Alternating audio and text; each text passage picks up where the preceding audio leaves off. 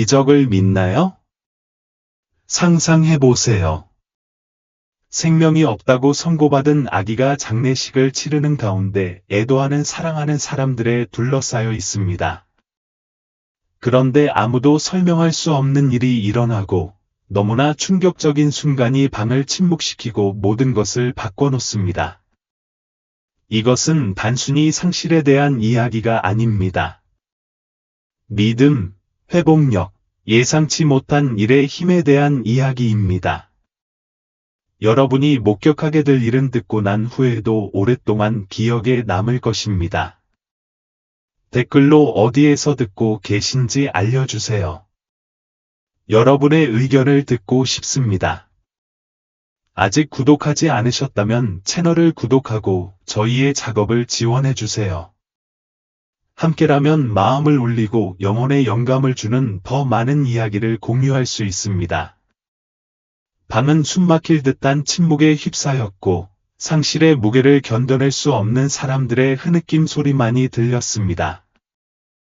회색을 제외한 모든 색이 벗겨진 벽은 닫혀서 모든 눈물의 메아리를 증폭시키는 듯했습니다. 중앙에는 삶의 연약함을 잔인하게 상기시키는 작고 하얀 관이 서 있었습니다. 준서는 구석에 앉아 팔꿈치를 무릎에 얹고 손으로 얼굴을 가렸다. 그는 아들의 몸을 간신히 바라보았다. 마치 그렇게 하면 현실이 너무 현실적으로 느껴져서 견딜 수 없을 것 같다. 반면 유라는 관에서 눈을 떼지 못했다. 그녀의 손가락은 석진의 작은 손을 쓰다듬으며 더 이상 존재하지 않는 온기를 되돌릴 수 있는 어떤 속임수라도 마음속으로 찾고 있었다. 그녀의 얼굴은 울음으로 부어 있었고 입술은 떨렸고 그녀의 눈은 고통의 심연에 빠져 있었다. 사랑해, 내 아기. 그녀는 목에서 간신히 빠져나온 끊어진 목소리로 속삭였다. 대답이 없는 것은 그녀를 흔들게 하는 조용한 타격이었지만 그녀는 계속해서 반복했다. 관 옆바닥에서 나리는 움직이지 않았다. 라브라도는 아이의 몸이 방에 도착한 이후로 불안해했다. 마치 그의 작은 친구가 왜 일어나서 그를 껴안지 않는지 이해할 수 없는 듯했다. 때때로 걔는 고개를 들고 부드럽게 낑낑거리며 준서나 유라의 시선을 찾으며 무슨 일이냐고 묻는 듯했다. 아무도 그에게 설명할 수 없었지만 나리는 말이 필요 없었다. 뭔가 끔찍한 일이 일어났다는 걸 알고 있었기 때문이다. 유라야, 잠깐 앉아. 어머니가 중얼거리며 떨리는 손을 그녀의 어깨에 얹었다. 아니, 엄마. 못 가요. 혼자 둘 수 없어요. 유라는 석진의 몸에서 눈을 떼지 않은 채 대답했다. 그녀의 목소리는 사랑과 절박함이 뒤섞인 속삭임에 가까웠다. 준서는 아내에게 시선을 돌렸다. 그는 그녀의 고통을 조금이라도 덜어줄 수 있는 무언가, 무엇이든 말하고 싶었지만 그 말은 목구멍에 걸렸다.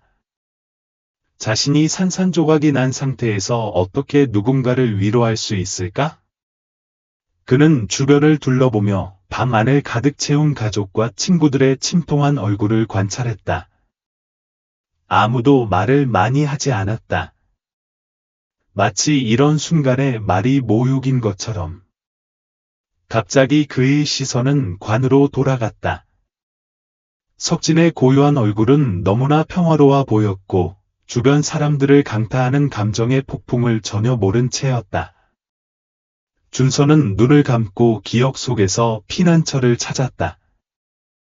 그는 아들을 처음 품에 안았던 때를 떠올렸다. 석진이 마치 이 남자가 자신의 피난처가 될 것을 이미 알고 있는 듯이 작은 손으로 그의 손가락을 움켜쥐었던 때를. 그는 석진을 품에 안고 방을 걸으며 그의 울음을 달래기 위해 지어낸 노래를 부르던 잠 못 이루는 밤을 떠올렸다. 그리고 그는 나리를 생각했다. 항상 그의 곁에서 마치 그도 그 작은 아이를 돌보는 책임을 알고 있는 듯이. 나리가 석진을 바라보는 순간부터 그 개는 무언가 바뀌었다. 그는 말을 할 수 없었지만 그의 움직임은 많은 것을 말해주었다. 그는 아기를 조심스럽게 냄새 맡으며 순수한 사랑으로만 해석될 수 있는 수용의 몸짓을 보였다. 나리는 처음 몇 주 동안 나리는 침대에서 나오지 않았습니다. 석진이 울면 그는 유라나 준서를 찾아 달려가서 긴박감과 걱정이 뒤섞인 짖음을 했습니다. 이웃들은 나리가 상황을 이해하는 것이 놀라울 정도로 인간적인 면이 있을 것이라고 농담조로 말했습니다. 석진이 자라면서 나리는 더 인내심을 갖게 되었습니다. 아이가 기어다니기 시작하자 나리는 아이가 위험한 가구나 계단에 너무 가까이 가지 않도록 전략적으로 위치를 잡았습니다. 아이가 앞에 누워서 잠재적인 위협에 대한 길을 막는 모습에서 전적인 헌신이 드러났습니다. 유라와 준서는 경계했지만 나리를 아들의 틀림없는 보호자로 믿지 않을 수 없었습니다. 걔는 자신보다 먼저 위험을 감지하는 듯했습니다. 석진의 첫 단어는 엄마, 나, 아빠가 아니었습니다. 부티처럼 들리는 부드러운 옹알이였습니다. 그날은 그 소년과 개 사이의 유대감이 평범을 넘어선다는 것을 모두가 확인한 날이었습니다. 나리는 귀를 세우고 꼬리를 천천히, 거의 엄숙하게 흔들며 다가왔다. 마치 방금 이름을 얻은 줄 알았던 모양이었다. 그때부터 석진은 친구를 부르는 것을 멈추지 않았다. 나리야, 이리 와. 나리야, 이리 와. 그는 장난감을 가리키거나 정원의 어느 구석으로 끌고 가려고 했다. 어느 날 오후, 그들이 밖에서 놀고 있을 때, 석진은 유라가 화분을 몇 개 놓아둔 구석 근처에서 넘어졌다.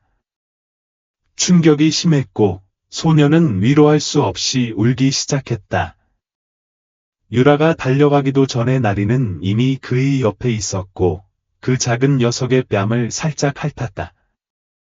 여전히 눈물을 글썽이며 석진은 마치 그에게서 필요한 위안을 찾은 듯 작은 팔로 개의 목을 감쌌다. 유라는 그 순간 이 우정이 단순한 동반자 관계가 아니라 더 깊은 무언가라는 것을 깨달았다.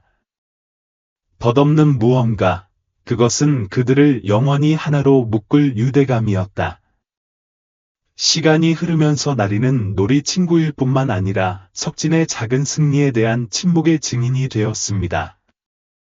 그의 첫 그림, 그의 첫 완전한 단어, 그의 첫 보조 바퀴 자전거 타기. 나리는 그의 흔들리지 않는 충성심과 석진에 대한 세상의 모든 사랑이 담긴 듯한 표정으로 모든 순간에 거기에 있었습니다. 나리는 단순한 개가 아니었습니다. 그는 그의 비밀 친구, 보호자, 그리고 무엇보다도 그의 가장 친한 친구였습니다. 그 연결에 대한 기억은 준서의 고통을 배가시켰습니다. 그는 나리에게 그의 가장 친한 친구가 결코 돌아오지 않을 것이라고 어떻게 설명할 것인가. 준서, 유라가 갑자기 말하며 그들 사이에 자리 잡은 침묵을 깨뜨렸습니다. 그는 시선을 들어 그녀가 눈물이 가득한 눈으로 자신을 바라보는 것을 보았습니다. 나리가 무슨 일이 일어나고 있는지 이해할 것 같아 그녀가 떨리는 목소리로 물었습니다. 준서는 그 순간 머리를 발에 기대고 관에서 시선을 떼지 않는 개를 바라보았다. 그럴 것 같아요. 마침내 그는 대답했다. 어떻게든 알고 있을 거라고 믿어요. 유라는 흐느끼며 나리에게 몸을 기울여 드리고 무거운 움직임으로 그의 머리를 쓰다듬었다. 개는 그녀에게 시선을 돌렸고 그의 어두운 눈은 거의 인간적인 슬픔을 반영했다. 그는 우리만큼이나 그를 그리워해요. 유라가 속삭였다. 준서는 고개를 끄덕였지만 더 이상 말하지 않았다. 그는 자신의 감정을 어떻게 표현해야 할지 몰랐지만 나리와 석진 사이의 유대감은 너무 강해서 걔가 자신들처럼 고통받고 있다는 사실에 놀라지 않았다. 사실, 그는 자신의 절망 속에서도 나리의 존재에서 이상한 위안을 발견했다. 마치 걔를 통해 석진의 일부가 여전히 그들과 함께 있는 것 같다. 밤은 천천히 장례식장을 덮쳐 보이지 않는 부담으로 공기를 무겁게 하는 황혼으로 감쌌다. 마지막 가족들은 침묵 속에 작별 인사를 했고 방 구석구석에 울려 퍼지는 애도의 분위기를 남겼다.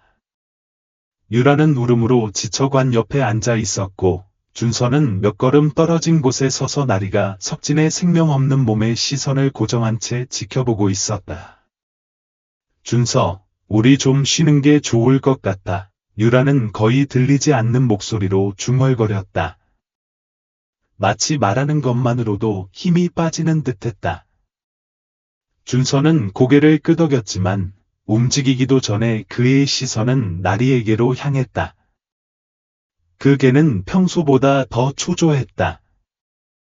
그의 호흡은 빨랐고 귀는 꼿꼿이 섰고 평소에는 따뜻하고 차분했던 그의 눈은 더 깊은 무언가, 불안과 목적이 뒤섞인 것을 반영하는 듯했다. 관을 받을 순간이 오자 준서와 유라는 힘겹게 일어섰다. 장의사는 평온한 얼굴의 나이 많은 남자로 엄숙한 몸짓으로 다가왔다. 준서는 가장 두려운 순간을 마주하며 떨고 있는 유라의 어깨에 손을 얹었다. 준비됐어? 남자가 부드럽게 물으며 그들의 슬픔에 대한 존경심을 표했다. 유라는 고개를 저었지만 그녀가 아무 말도 하기 전에 나리가 모든 사람을 얼어붙게 하는 움직임을 보였다. 그는 민첩하게 뛰어올라 관 옆의 작은 벤치로 뛰어올라 앞발을 뚜껑에 올려놓고 닫는 과정을 멈췄다. 믿을 수 없다는 웅얼거림이 방을 가득 채웠지만 아무도 감히 개입하지 못했다. 나리는 석진을 뚫어지게 바라보았고 그의 표정은 형언할 수 없는 무언가로 가득 차 있었다. 거의 인간적인 고통이었다.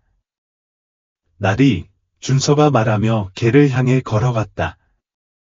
이리 와, 꼬마. 하지만 나리는 움직이지 않았다. 대신 그는 오른발을 들어 몸을 둘러싼 하얀 꽃들 사이에서 보이는 석진의 작은 손 위에 살짝 올려놓았다. 그것은 너무나 섬세한 몸짓이었고 너무나 의도가 가득해서 가장 회의적인 참석자조차도 목에 덩어리가 지는 것을 느꼈다. 유라는 손으로 입을 가리고 흐느낌을 참았다. 이런 건 처음 봐요. 장의사가 속삭이며 한 걸음 물러섰다. 준서는 여전히 무슨 일이 일어나고 있는지 알아차리며 관에 다가갔다. 나리는 작별 인사를 하려는 듯 움직이지 않고 석진의 손에 발을 올려놓았다. 감동한 준서는 아들의 손을 마지막으로 만지려고 손을 내밀었다. 예상대로 피부는 차가웠지만 그 순간 무언가가 바뀌었다. 그것은 미묘한 움직임이었고 거의 알아차리지 못했지만 준서는 심장이 멎는 것을 느끼기에 충분했다. 유라, 그는 거의 들리지 않는 어조로 말했다. 그녀는 눈물을 글썽이며 준서의 표정 변화에 혼란스러워하며 그를 바라보았다. 무슨 일이야? 그녀가 그에게 한 걸음 다가가며 물었다. 준서는 즉시 대답하지 않았다. 그의 눈은 마치 방금 느낀 것을 확인하려는 듯 석진의 손에 고정되어 있었다. 움직였어. 마침내 그는 떨리는 목소리로 중얼거렸다. 유라는 믿을 수 없다는 듯이 그를 바라보았고 그녀의 몸은 그 자리에 얼어붙었다. 무슨 말을 하는 거야? 그녀가 물었다. 그녀의 어조는 믿을 수 없음과 절박한 희망 사이를 오갔다. 유라, 움직였어. 그의 손이 내 손을 꽉 쥐었어. 준서는 이번에는 더 확신에 차서 대답했다. 그 뒤를 이은 침묵은 압도적이었다. 몇몇 참석자들은 마치 모두가 준서가 방금 한 말을 이해하려고 애쓰는 듯 어리둥절한 눈빛을 교환했다. 희망과 두려움이 뒤섞인 유라는 관으로 다가갔다. 그녀의 떨리는 손은 석진의 다른 손을 만졌고 무언가를 느끼기를 바랐다. 생명의 흔적이라도. 여전히 소년의 몸 옆에 있던 나리는 마치 그들이 포기하지 말라고 격려하듯 부드럽게 신음했다. 유라는 눈을 감고 심호흡을 했다. 희망을 잃으려던 순간 석진의 손가락이 살짝 움직여서 그녀는 숨막히는 비명을 질렀다. 준서, 느꼈어. 그녀가 외쳤고 그녀의 목소리는 흐느낌과 행복감 사이를 오갔다. 준서는 재빨리 아들의 몸 위로 몸을 기울여 더 많은 징후를 찾았다. 석진의 얼굴은 움직이지 않고 창백했지만 이제 무언가가 있었다. 가슴이었다. 그들이 그렇게 주의를 기울이지 않았다면 알아차리지 못했을지도 모르는, 거의 알아차리지 못할 만큼의 가벼운 움직임이었다. 유라가 울면서 아이의 손을 잡자 준서의 심장이 쿵쾅거리기 시작했다. 그가 숨쉬고 있어. 그녀가 속삭이며 자신이 본 것을 거의 믿지 못했다. 우리가 도와줘야 해. 준서가 소리치며 다른 사람들을 향해 돌아섰다. 장의사는 깜짝 놀라 몇 초 동안 반응하지 않다가 휴대전화를 꺼내 응급서비스에 전화했다. 그러는 동안 나리는 관에서 뛰어내려 준서와 유라 옆에 앉아 석진을 초자연적인 듯한 강렬함으로 지켜보았다. 마치 이 개가 처음부터 이런 일이 일어날 것을 알고 있었던 것 같다. 그 후 몇 분 동안은 울음, 기도, 불안한 기다림이 뒤섞인 혼란스러운 시간이었다. 준서는 석진의 손을 놓지 않았고 유라는 마치 자신의 목소리가 그를 살려줄 수 있는 것처럼 그의 이름을 계속 반복했다. 마침내 구급차 소리가 밤의 침묵을 깨고 희망의 불꽃을 가져왔다. 구급대원들이 달려들었고 그들의 얼굴은 전문성과 그 자리에 대한 놀라움이 뒤섞여 있었다. 그들 중 한 명이 석진의 몸에 다가가 그의 생체 신호를 확인했다. 약한 맥박을 감지하자 그의 표정은 굳어졌다. 생명의 징후는 보이지만 매우 약해. 즉시 옮겨야 해. 그는 들꺼들 준비하면서 말했다. 유라는 준서의 팔에 매달려 아드레날린으로 몸이 떨렸다. 괜찮을까? 그녀가 물었다. 그녀의 목소리는 거의 속삭임이었다. 준서는 그녀를 바라보며 방금 일어난 일을 여전히 처리하고 있었다. 그는 무슨 말을 해야 할지 몰랐지만 한 가지 확실한 것은 어둠뿐이었던 곳에 희망의 불꽃이 있다는 것이었다. 구급대원들이 석진을 들것에 실어 옮기자 나리는 그들의 곁을 떠나지 않고 바짝 따라갔다. 준서와 유라는 서로를 쳐다보고는 그들을 따라 달려갔고 며칠 만에 처음으로 그들의 마음속 공허함이 영구적이지 않을지도 모른다는 것을 느꼈다. 병원은 전문성과 긴박감이 준서와 유라가 거의 맡을 수 있을 만큼 뚜렷한 긴장감이 뒤섞인 분위기에 휩싸였다. 그들은 응급실 대기실에 앉아 석진의 차가운 관 속몸이 생명의 징후를 보인 이후로 일어난 모든 일을 처리할 수 없었다.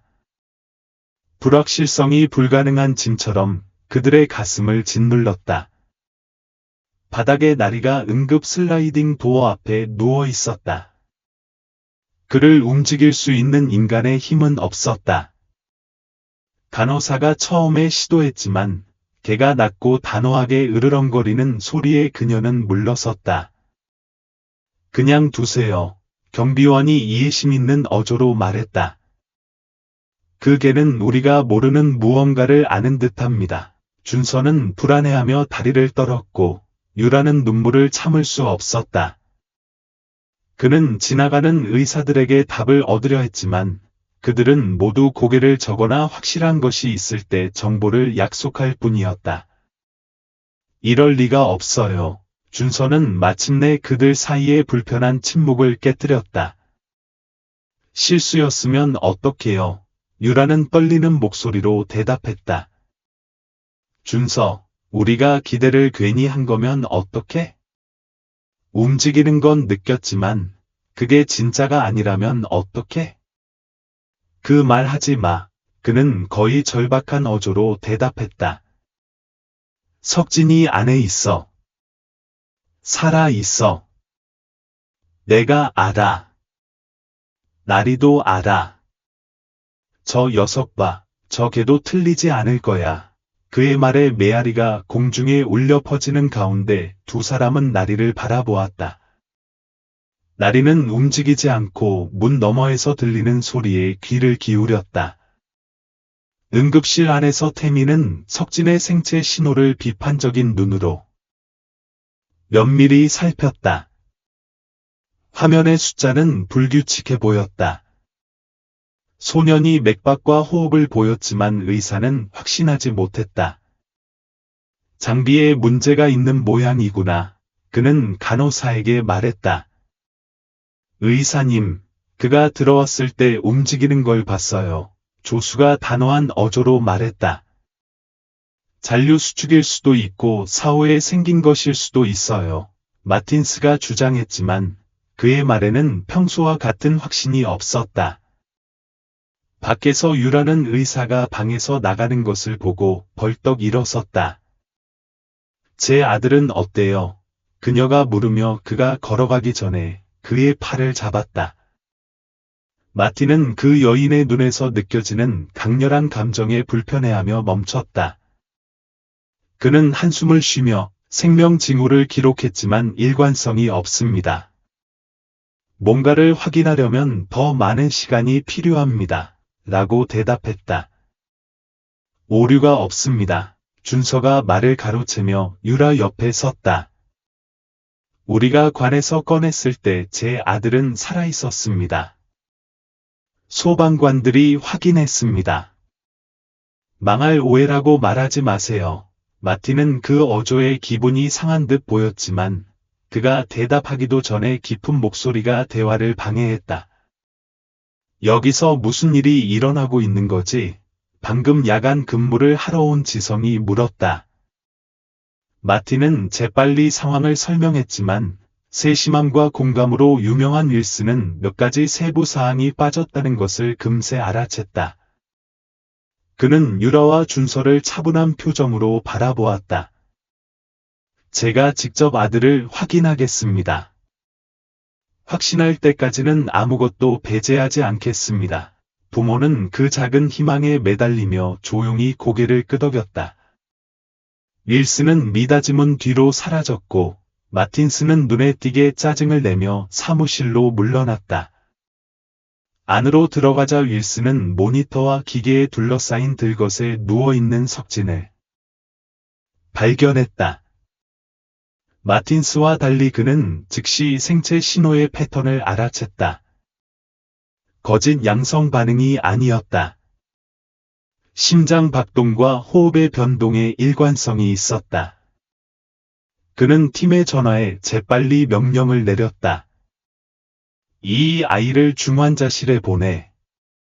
즉시 안정을 찾아야 해. 간호사들이 재빨리 움직이는 동안 윌슨은 기계의 매개 변수를 조정하고 석진의 동공을 검사했다.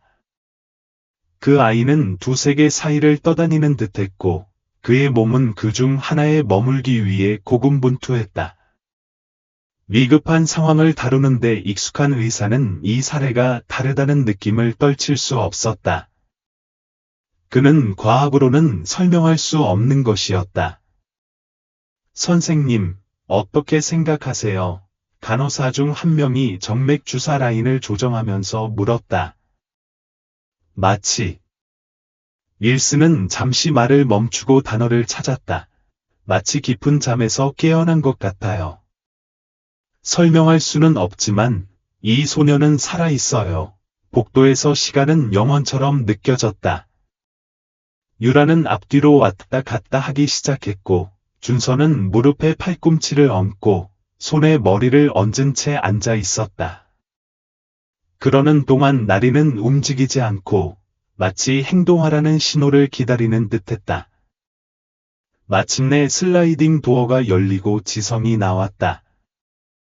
부모가 그에게 달려들었고 그들의 눈은 질문으로 가득 차 있었다. 당신 아들은 중환자실에 있어요. 윌슨이 그들을 진지하게 바라보며 말했다. 아들은 매우 약하지만 우리는 그를 안정시키는 데 성공했어요. 이제 그가 계속 싸워야 해요. 안정화되었어요. 유라는 거의 숨이 가쁘게 물었다. 그게 무슨 뜻이에요? 희망이 있다는 뜻이에요. 의사가 확인했다. 거짓된 희망을 주고 싶지는 않지만 이 아이에게는 뭔가가 있어. 전에 본 적이 없는 거야. 준서는 안도의 한숨을 쉬었고 유라는 눈물을 흘리며 그를 꼭 껴안았다. 나리는 의사의 말을 알아들은 듯 일어나 몇 시간 만에 처음으로 꼬리를 흔들기 시작했다. 윌슨은 개를 보고 놀라서 그게 당신 개야? 라고 물었다. 그 이상이에요. 준서는 나리를 감사하는 마음으로 바라보며 말했다. 우리 가족의 일원이에요. 그리고 석진이가 살아있다는 걸 우리보다 먼저 알았죠. 윌슨은 존경심과 놀라움이 뒤섞인 표정으로 그 동물을 관찰했다. 걔는 6번째 감각이 있다고 생각했지만 큰 소리로 말하지는 않았다. 중환자실에서 석진은 진행 상황을 모니터링하는 여러 기계에 연결되어 있었다. 그의 작은 가슴은 마치 한 번의 호흡이 엄청난 노력인 듯 천천히 오르락내리락 했다. 간호사들은 그를 주의 깊게 지켜보며 부드럽게 사례에 대해 이야기했다. 그가 여기 있는 건 기적이야. 그들 중 한 명이 말했다. 누구나 그가 죽었다고 맹세했을 거야. 아마 그는 결코 실제로 죽지 않았을 거야. 다른 한 명이 소년의 담요를 정리하며 대답했다. 아마 그는 그저 돌아올 적절한 순간을 기다리고 있었을 거야. 그동안 유라와 준서는 창문 옆에 서서 중환자실을 들여다보았다. 그들은 안으로 들어갈 수 없었지만 멀리서 아들을 지켜보는 것은 그들에게 약간의 위안이 되었다. 나리는 가까이에 남아서 그들이 보는 것과 같은 강렬함으로 지켜보았다. 밤이 되자 병원은 조금 진정되었지만 ICU의 긴장은 여전히 높았습니다.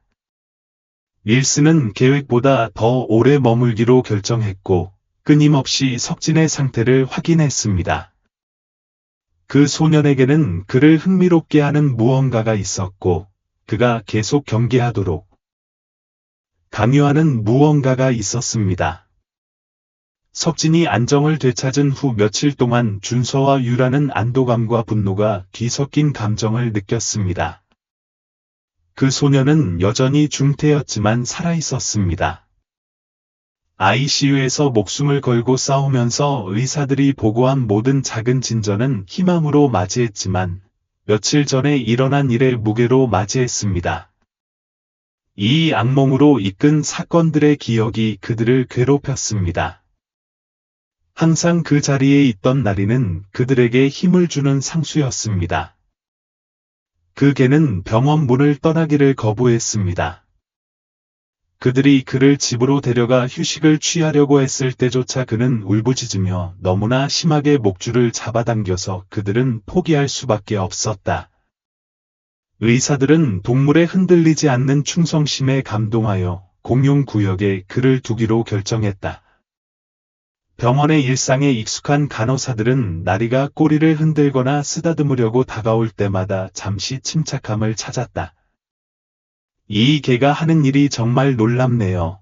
대기실에서 나리를 쓰다듬는 준서를 지켜보던 한 간호사가 말했다. 그냥 개가 아니에요. 준서가 감정이 가득한 목소리로 대답했다. 그는 우리 가족의 일원이에요. 그가 없었다면 어떻게 이겨낼 수 있었을지 모르겠어요. 그러는 동안 태민의 부주의에 대한 기억이 부부의 마음을 점점 더 강렬하게 사로잡기 시작했다. 힘든 순간에 가장 차분한 목소리를 내던 유라는 더 이상 의사의 무관심의 분노를 참을 수 없었다. 하지만 아들을 묻을 위기에 처한 그 모든 고통은 준서와 유라가 그 악몽의 시작을 다시 떠올리면서 깊은 분노로 변했습니다. 3일 전, 석진은 열이 나고 이상한 불편함을 느꼈고 병원에 도움을 요청하게 되었습니다. 그곳에서 그들은 끝없는 기다림과 태민의 차갑고 무관심한 대우에 직면했습니다. 태민은 아이를 거의 보지도 않고 서둘러 감기에 걸렸다고 진단했고 놀라운 증상을 완전히 무시했습니다.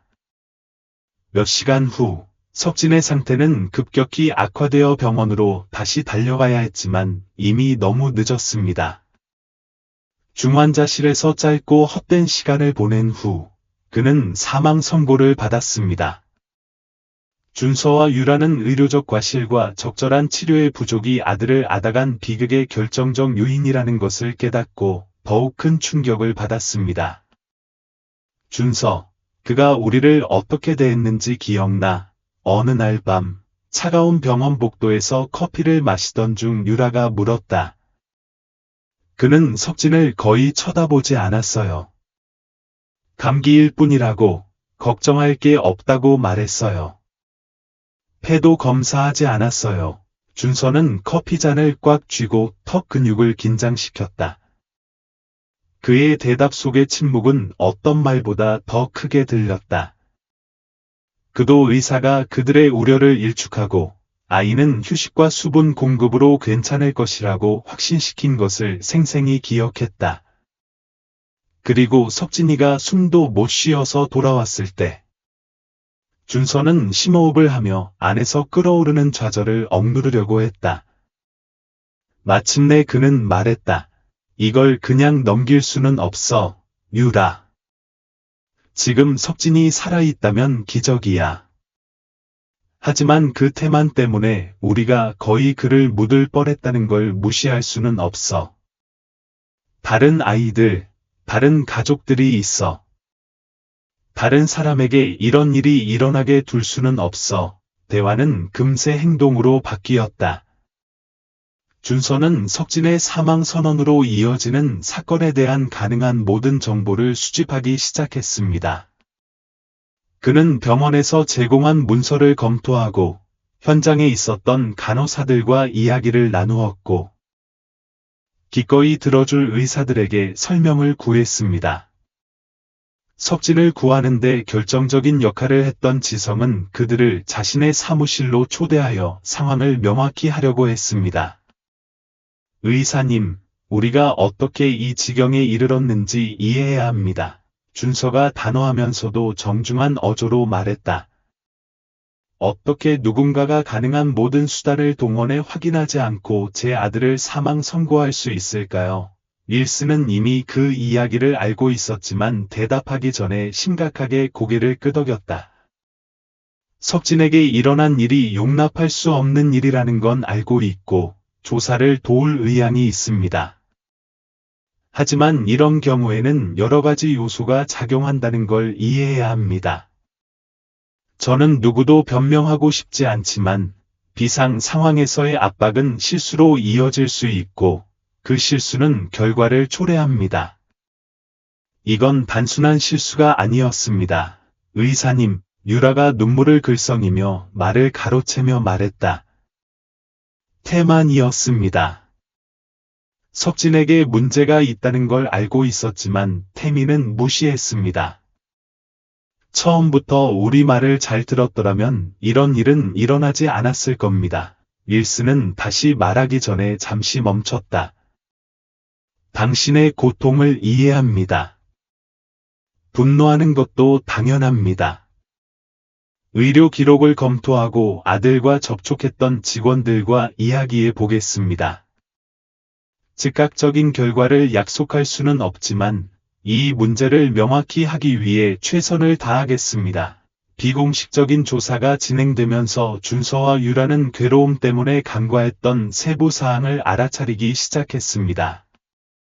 익명을 유지하기를 원했던 간호사는 석진을 처음 데려온 날 병원에 인력이 부족하고 환자가 너무 많았다고 말했습니다.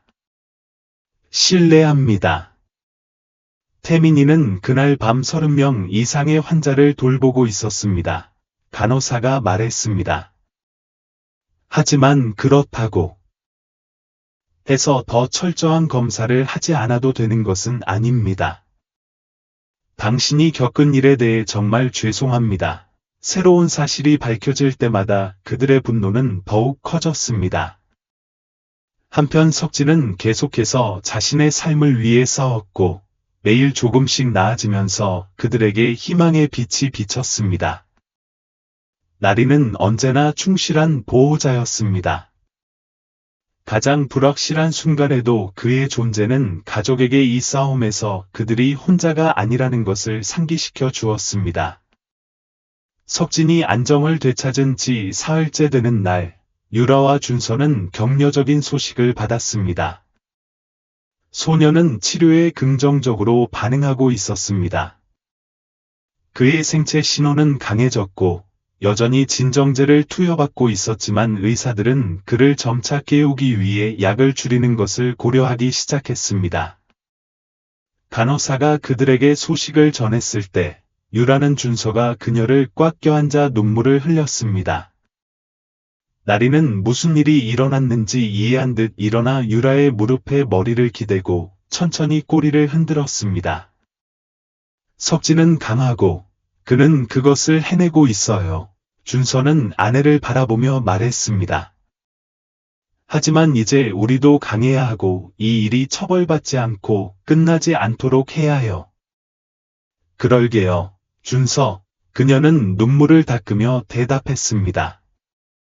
석진을 위해서, 그리고 이런 일을 겪을 수 있는 다른 가족을 위해서요. 준서, 유라, 나리에게는 병원에서의 나날이 끝이 없어 보였다. 각자가 나름대로 불확실성에 맞섰다. 준서는 법적 문서와 공식적인 불만 제기 가능성에 몰두했고, 유라는 석진 곁에 머물며 마치 그녀의 말이 그를 되돌릴 수 있는 길잡이가 될 수 있는 것처럼 그에게 말을 걸었다. 나리는 언제나 지치지 않고 침묵의 보호자로 남았고, 방 안의 미묘한 기분 변화를 감지할 수 있는 유일한 사람이었다. 석진이 열이 나거나 합병증이 생긴 오후에는 나리는 침대 발치에 꼼짝 않고 앉아 귀를 세우고 몸을 긴장시켰다. 마치 그가 있는 것만으로도 아이가 편안해질 수 있는 것처럼. 하지만 의사가 좋은 소식을 전하면 그 개는 흥분해서 꼬리를 흔들며 경직을 풀고 준서와 유라를 희망이 담긴 눈으로 바라보았다. 특히 힘든 어느 오후, 유라는 지쳐서 눈을 움츠리고 나리의 머리를 쓰다듬으며 석진이 힘겹게 숨쉬는 것을 지켜보았다. 어떻게 하니, 나리? 그녀는 중얼거리며 눈물을 흘렸다. 더 이상 계속할 수 없을 때 어떻게 강인함을 유지할 수 있니? 준서는 그녀의 말을 듣기에 딱 맞춰 방에 들어왔다. 그는 그녀 옆에 앉아 그녀의 어깨에 손을 얹었다. 그는 충성심이 뭔지 알기 때문이야. 그는 개를 바라보며 말했다. 나리는 주저하지 않아. 그는 석진을 믿기 때문에 여기 있는 거야. 우리처럼 말이야. 유라는 억지로 미소를 지으려고 했지만 감정적 피로가 엄청났다. 그녀는 준서가 옳다는 걸 알았지만 매일 희망을 유지하는 건 싸움이었다. 석진의 회복으로 가는 길은 직선적이지 않았다. 그의 생체 신호가 좋아지고 간호사들이 모든 게 잘 되고 있다고 안심시켜주는 날도 있었다. 하지만 모니터에 알람이 울리고 유라와 준서가 거의 이해하지 못하는 기술 용어로 가득 찬 어두운 날도 있었다. 의사들의 말에 따르면 합병증은 과정의 일부였지만 그렇다고 해서 더 쉬워진 건 아니었다. 어느 날 오후, 유라가 석진 침대 옆 의자에 누워있는 동안 준서는 병원 행정동의 작은 사무실로 불려갔다. 그곳에서 지성이 그를 기다리고 있었는데 수사 진행 상황을 계속 알려주겠다고 약속했다. 준서 씨, 의사가 진지한 표정으로 말을 시작했다. 모든 기록을 검토했고 나링 씨 아들의 최초 입원 당시에 있었던 직원들과 이야기를 나누었습니다. 하지만 솔직히 말씀드리자면 에태민 씨에 대한 공식적인 불만을 뒷받침할 만한 결정적인 증거가 없습니다. 준서는 주먹을 꽉 쥐고 좌절감을 참으려고 했다. 그럼 이 모든 게 아무것도 아니란 말인가요? 그는 무력감에 가득 찬 목소리로 물었다. 우리는 거의 제 아들을 산채로 묻었는데 아무도 책임을 지지 않을 거예요. 윌스는 침착함을 유지했고 준서의 말 뒤에 숨은 고통을 알고 있었다. 당신의 기분을 이해합니다. 일어난 일을 깊이 후회합니다. 그는 말했다. 하지만 법적으로 진행하려면 전문 변호사를 고용해야 합니다. 그들은 더 자세한 기록에 대한 접근을 요청하고 사건을 뒷받침할 무언가를 찾을 수 있기를 바랍니다. 준서는 천천히 고개를 끄덕이며 어깨에 책임감의 무게를 느꼈다. 그는 시스템에 맞서 싸우는 것이 쉽지 않을 것이라는 것을 알고 있었지만 석진의 사건이 잊혀지는 것은 용납할 수 없었다. 제가 하겠습니다. 그는 마침내 대답했다. 어떻게 할지는 모르겠지만 하겠습니다. 윌스는 작별 인사를 하기 전에 그에게 단단히 악수를 청했다. 최고를 기원합니다. 그는 말했다. 그리고 제 입장에서 어떤 식으로든 도울 수 있는 일이 있다면 주저하지 말고 알려주세요. 준서가 방으로 돌아왔을 때 유라는 이미 깨어 있었다. 그녀는 석진에게 기대어 앉아 담요를 정리하면서 달콤하게 그에게 말을 걸었다. 나리는 언제나 그렇듯이 그녀 옆에 서서 모든 움직임을 지켜보고 있었다. 윌슨이 뭐라고 했어? 유라는 간신히 고개를 돌려 그를 바라보며 물었다. 준서는 대답하기 전에 한숨을 쉬었다. 증거가 충분하지 않아.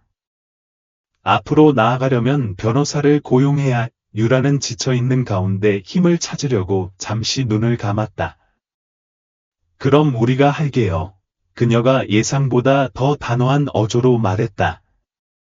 석진이를 위해서, 그리고 우리를 위해서. 준서는 그녀를 바라보며 최악의 상황에서도 그녀의 결의에 감탄했다. 그는 길이 길고 복잡할 것이라는 것을 알았지만 그들은 포기할 수 없다는 것을 알았다. 석진의 진전은 느리지만 꾸준했다.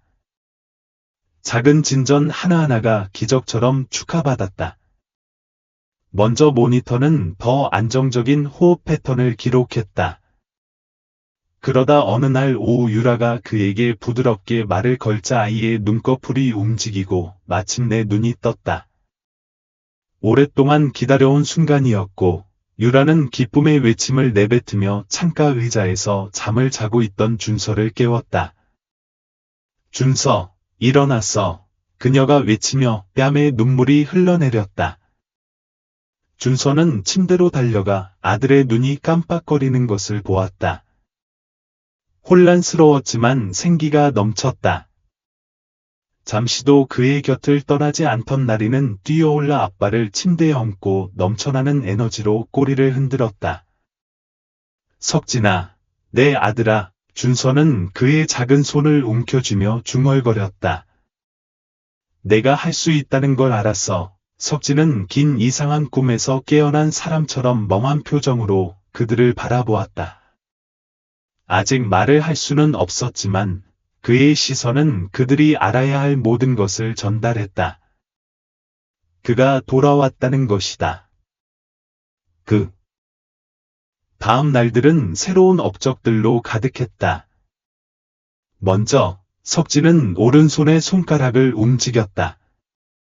그런 다음 시간이 지나면서 그는 자신의 움직임을 다시 제어하기 시작했다. 각각의 진전은 축하할 만한 일이었다. 그의 가족뿐만 아니라 아이의 회복에 경탄한 지성이 이끄는 의료진에게도 말이다. 이 사건은 우리 모두에게 교훈을 주는 사례입니다. 의사는 방문 중 한 번 준서 나린에게 고백했다. 석진은 과학이 모든 답을 가지고 있지 않더라도 인간의 정신, 또는 이 경우 개의 정신이 변화를 가져올 수 있다는 것을 우리에게 상기시켜 주었습니다. 준서는 감사하며 미소를 지었다. 그는 의사, 간호사, 그리고 무엇보다도 나리에게 흔들리지 않는 헌신에 대해 감사할 말이 충분하지 않을 것이라는 것을 알고 있었다. 드디어 석진이 퇴원하는 날이 왔다. 병원 전체가 소식을 들은 듯 복도는 웃는 얼굴들로 가득했다. 유라와 준서가 아들의 휠체어를 출구로 밀고 가는 동안 석진은 간호사 중 한 명이 준 선물인 작은 장난감을 손에 쥐고 있었다. 여전히 약해 보였지만 그의 얼굴은 희망으로 가득 차 있었다. 나리는 언제나처럼 앞장서서 단호한 걸음걸이로 걸어갔다. 병원 정문이 열리고 햇살이 가족에게 쏟아지자 준서와 유라는 눈물을 참을 수 없었다.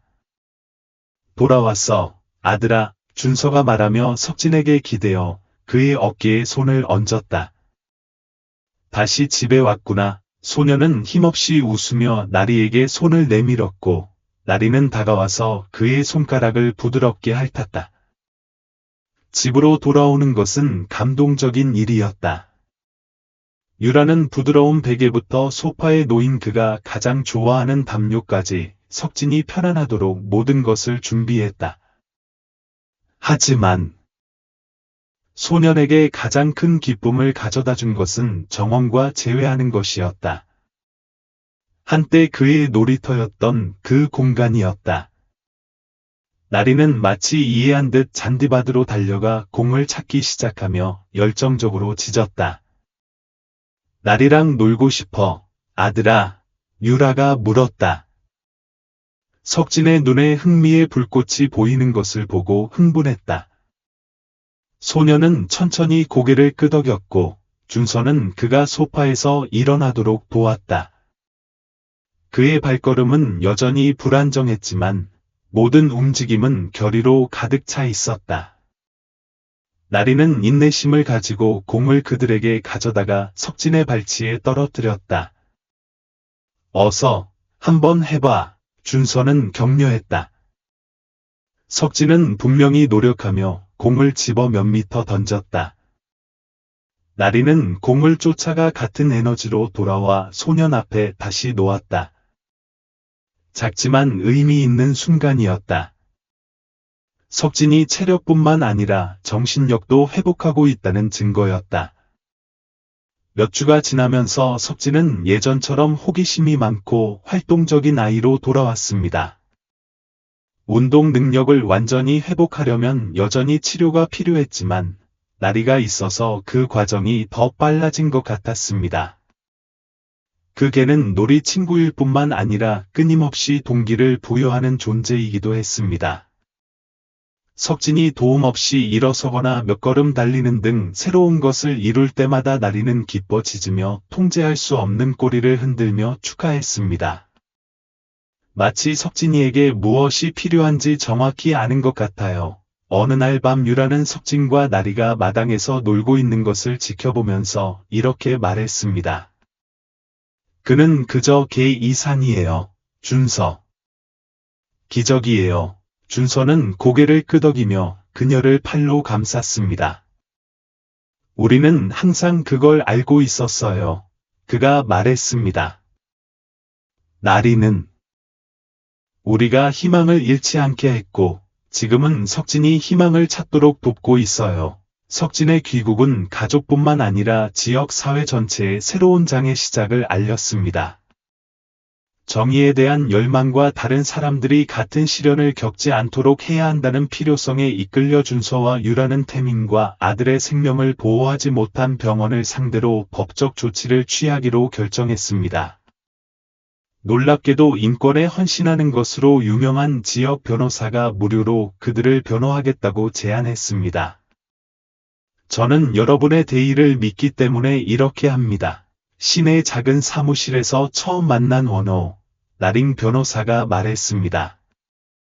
이것은 단지 여러분 아들의 사건이 아니라 체계적인 문제입니다.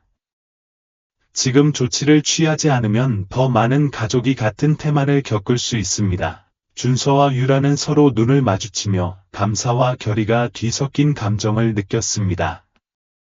우리는 진실을 원합니다. 준서가 대답했습니다.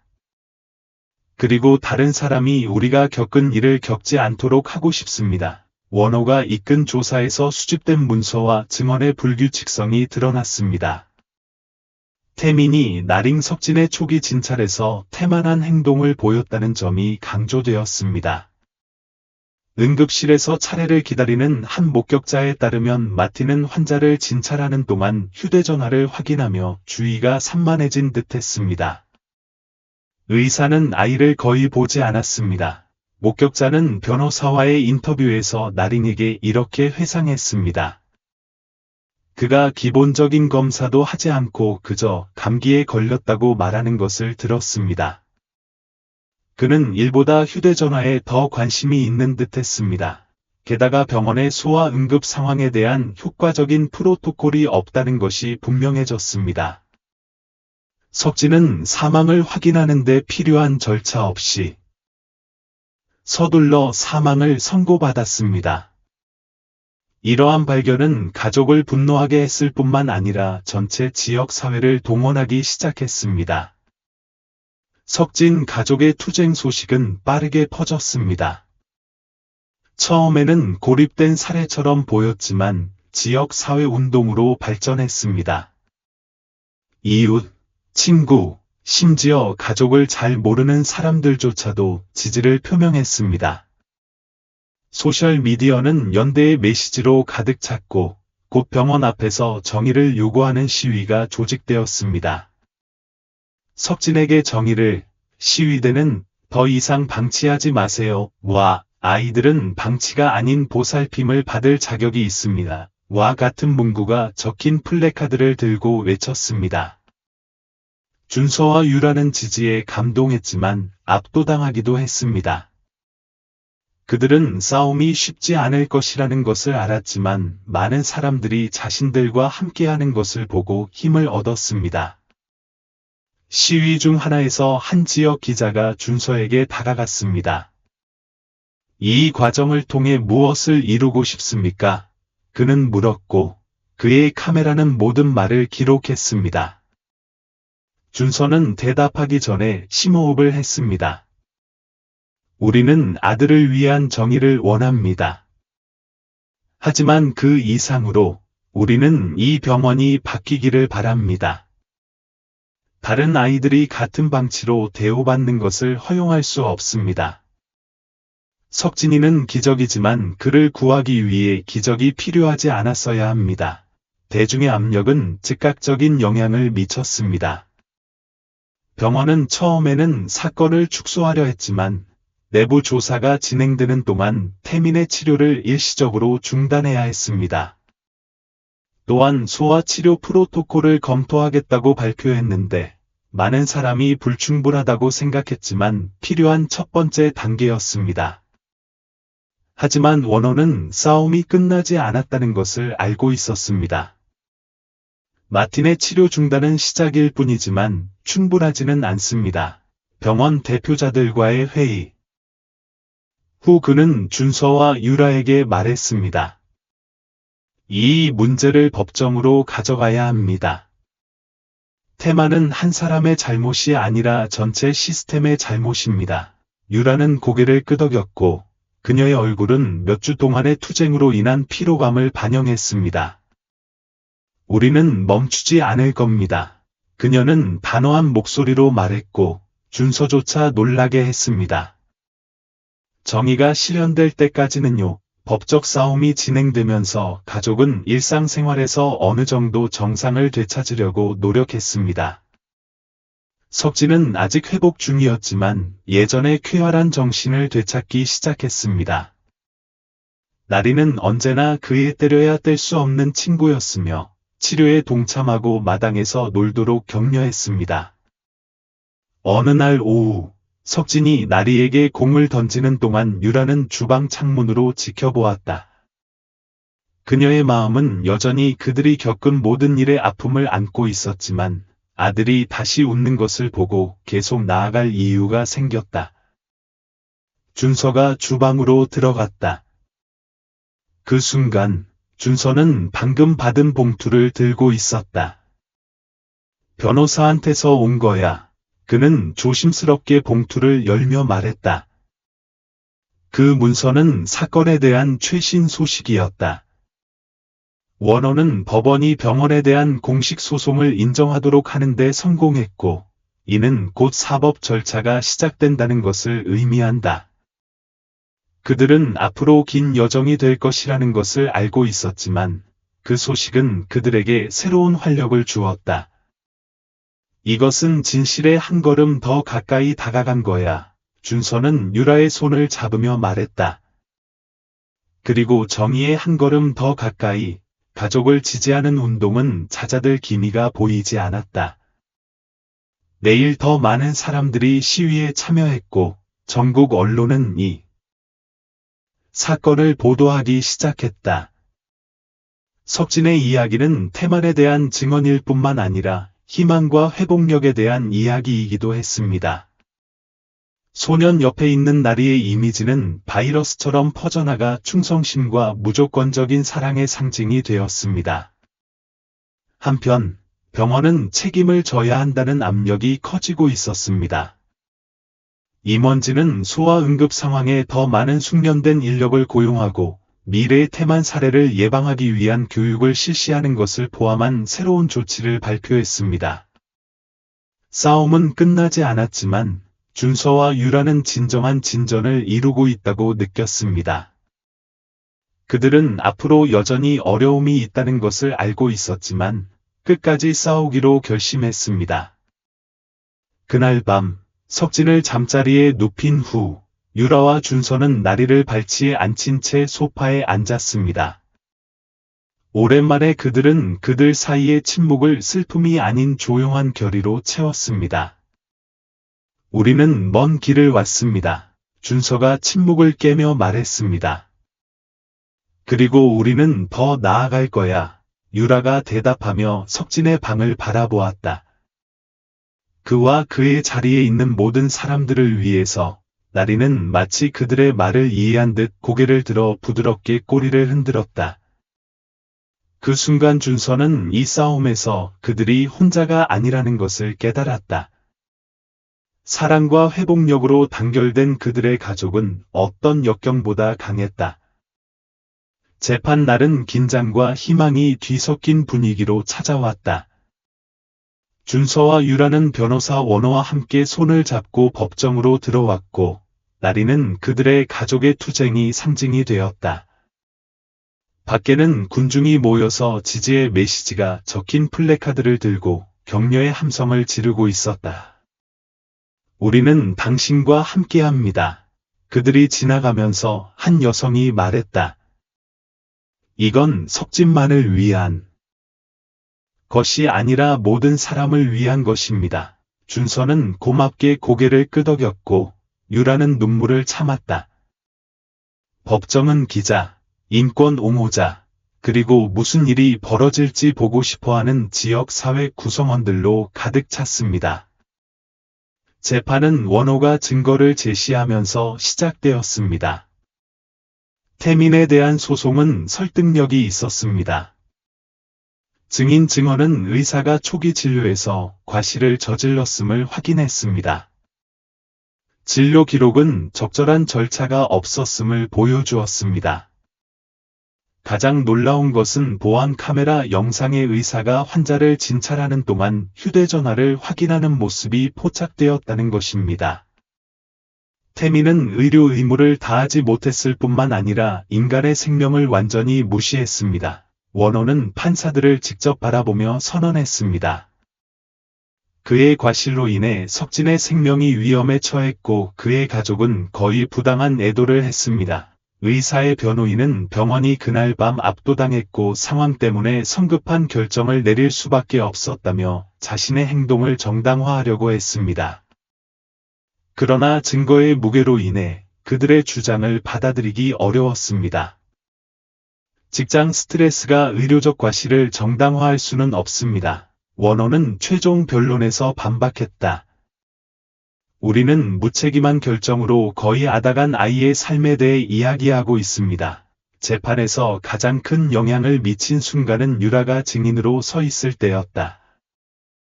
법정에 서서 그녀는 목이 메어졌지만 결의가 가득 찬 목소리로 말했다.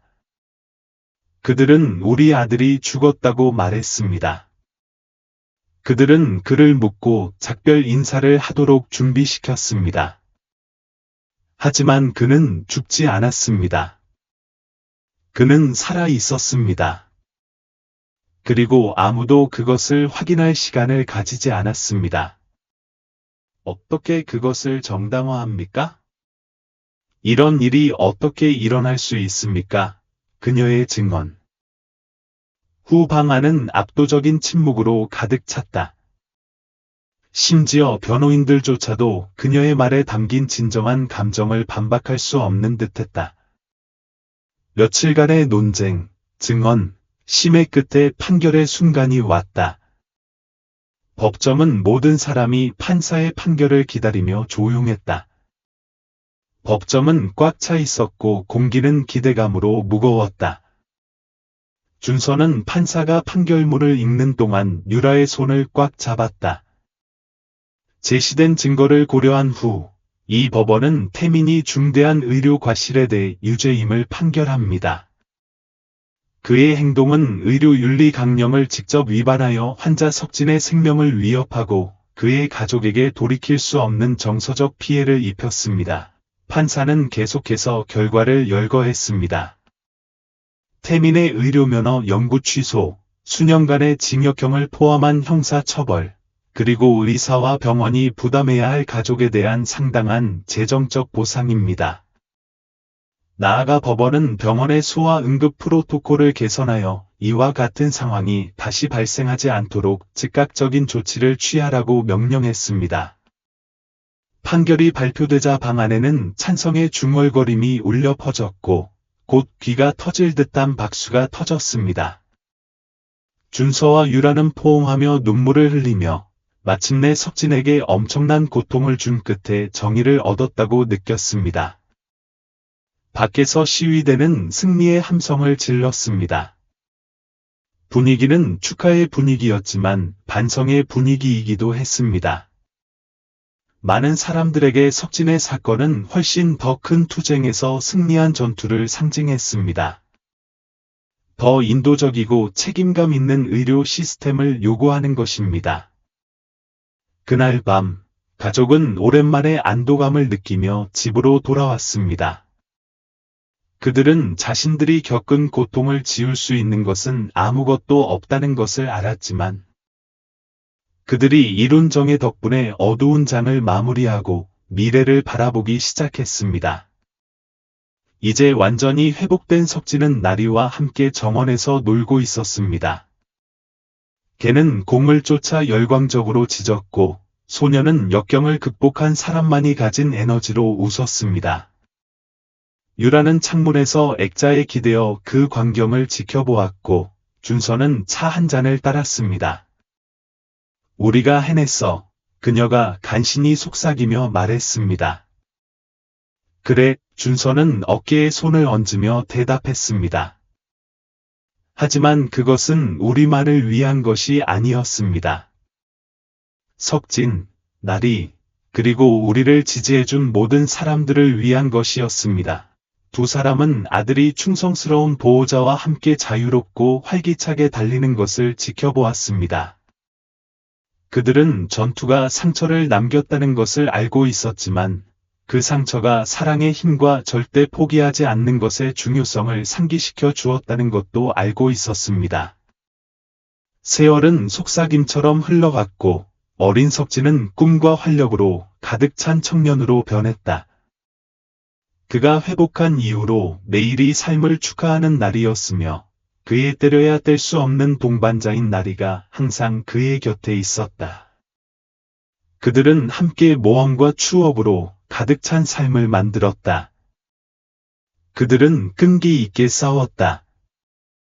공원에서 보내는 아침은 신성한 의식이 되었다. 이제 에너지가 넘치는 어른 개가 된 나리는 공을 쫓았고 석진은 그를 응원하며 웃었다. 병원과 시련의 어두운 세월은 먼 기억처럼 보였지만 결코 잊혀지지 않았다. 근처 벤치에 앉은 준서와 유라는 아들과 그의 충성스러운 친구가 거의 빼앗겼던 삶을 즐기는 것을 자랑스럽게 지켜보았다. 석진이 학교에 입학했을 때 나리는 새로운 역할을 맡았다. 조용한 보호자라는 역할이었다. 매일 아침 그는 석진과 함께 문까지 갔고 매일 오후 그는 인내심을 가지고 그의 귀환을 기다렸고 그를 보고 흥분해서 꼬리를 흔들었다. 석진에게 이런 작은 일상은 그가 결코 혼자가 아니라는 것을 상기시켜 주었다. 나리는 항상 그를 위해 거기에 있을 것이다. 시간이 흐르면서 나리는 늙기 시작했다.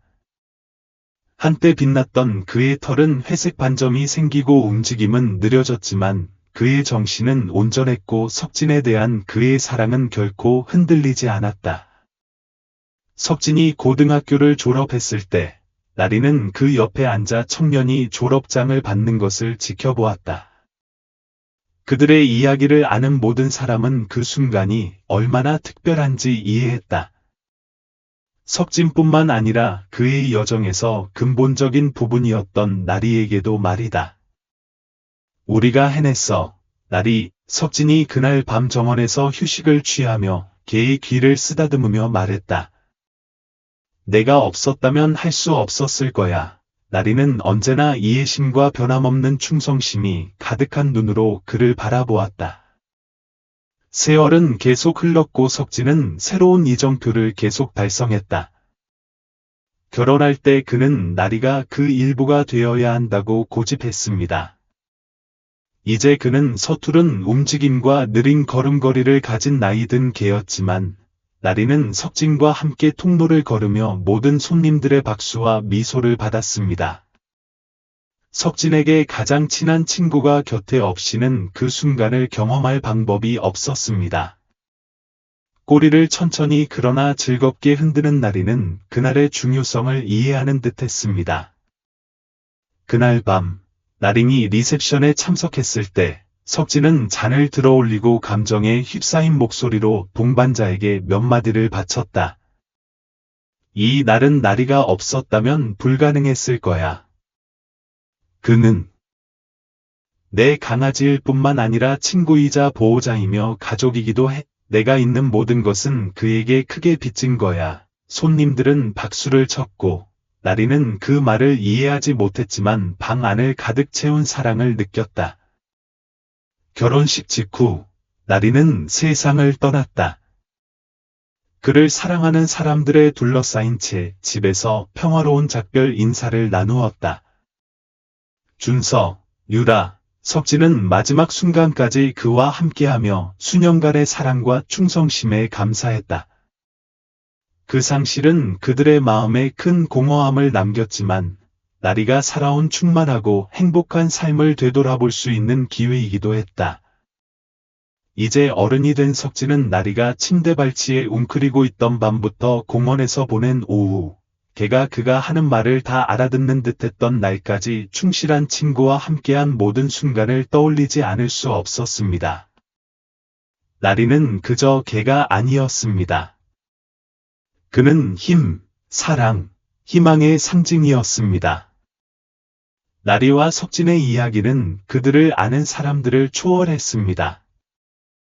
그것은 모든 사람에게 영감을 주는 이야기가 되었습니다.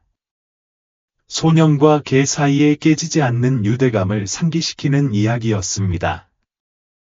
나리의 유산을 기리기로 결심한 석진은 학교와 지역 행사에서 그들의 이야기를 공유하기 시작했으며 사람들에게 충성심과 무조건적인 사랑의 가치에 대해 가르쳤습니다. 나리는 제 목숨을 구했을 뿐만 아니라 석진은 그의 강연 중 하나에서 나링에게 말했습니다. 그는 저에게 그것을 사는 법을 가르쳐 주었습니다.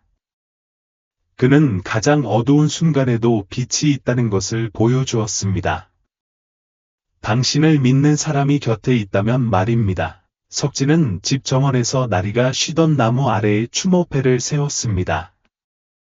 비물에는 이렇게 적혀 있었습니다. 나리는 더 이상 물리적으로 존재하지 않았지만 그의 본질은 집 구석구석, 모든 기억, 그리고 무엇보다도 석진의 마음 속에서 살아있었습니다. 어떤 우정은 시간을 초월하고 충성스러운 개에 대한 사랑은 결코 잊혀지지 않기 때문입니다. 인생은 종종 우리가 예측할 수 없는 방식으로 우리에게 도전하여 힘과 희망을 찾게 합니다. 하지만 이런 이야기는 우리에게 회복력의 아름다움, 변함없는 사랑의 힘, 그리고 우리가 붙잡고 믿을 때 일어나는 기적을 상기시켜 줍니다. 석진의 이야기는 우리에게 가장 어두운 순간에 우리 옆을 걷는 사람들을 소중히 여기라고 가르치고, 나리는 충성심과 사랑은 종종 가장 예상치 못한 곳에서 온다는 것을 보여줍니다. 이제 여러분에게 물어보겠습니다. 인생의 폭풍 속에서 여러분과 함께 걷고 있는 사람은 누구입니까? 여러분을 지탱해주는 관계에 대해 잠시 생각해 보세요. 이런 연결은 우리가 결코 진정으로 혼자가 아니라는 것을 상기시켜 줍니다. 이 스토리가 당신을 감동시켰다면 댓글로 생각을 공유해 주세요. 무엇이 당신의 마음을 감동시켰는지 알고 싶습니다. 그리고 아직 이 채널을 구독하지 않으셨다면 당신의 후원은 이와 같은 더 많은 고무적인 스토리를 공유하는 데 도움이 됩니다.